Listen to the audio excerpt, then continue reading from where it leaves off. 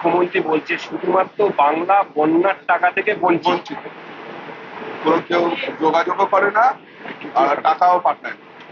বন্যার তো সব ত্রাণগুলো ওরা চুরি করে নেন, ফলে সাধারণ মানুষ তো বঞ্চিত হবেই।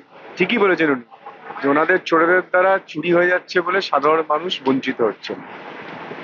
দ্বিতীয় হচ্ছে দাদা, তিলোত্তমার সুবিচার চেয়ে যাদবপুরে কালকে স্লোগান উঠল যে কাশ্মীর আজাদি, আজাদি চাই কাশ্মীর।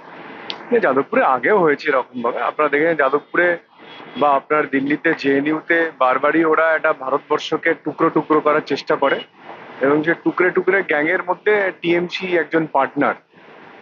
ওদের যে ইন্ডি জোট, সেই ইন্ডি জোটের কাজই হলো ভারতবর্ষকে টুকরো টুকরো করে ভেঙে দেওয়া। তো ফলে ওরা সেই লক্ষ্যে এগোচ্ছে, আর আমরা ভারতবর্ষকে জোড়ার চেষ্টা করছি।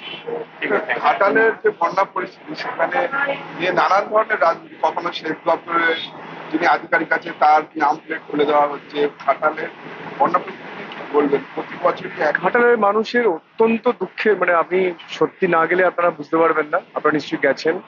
এক ভয়ঙ্কর পরিস্থিতি, ভয়ঙ্কর।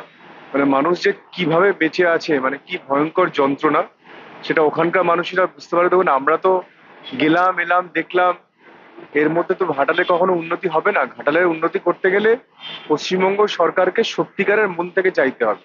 কেন্দ্রীয় সরকার অনেকবার ধরে বলেছে, প্রজেক্টকে অ্যাপ্রুভাল করে দিয়েছিল 2022-তে, ফিনান্সিয়াল ক্লিয়ারেন্স দিয়ে দিয়েছিল, কিন্তু এরা কোনো কাজ করেনি শুধুমাত্র রাজনীতি করার জন্য। আর এখন সাংসদ বলছে প্রচারে যাবে ভোটের না। আগে 25শে মে তো উনি জয়ের তো মিছিল বার করে ফেলেছিলেন 25শে মে। তাহলে জুন জুলাই আগস্ট সেপ্টেম্বর 4 মাস হয়ে গেল। 4 মাসে এসে বলছেন যে এই নাও তোমাদের কাছে আমি কিছু চাল ডাল দিয়ে গেলাম, আর তোমরা আগামী 5 বছর ঘুমাও, আমি আবার 5 বছর পরে আসবো। Thank you.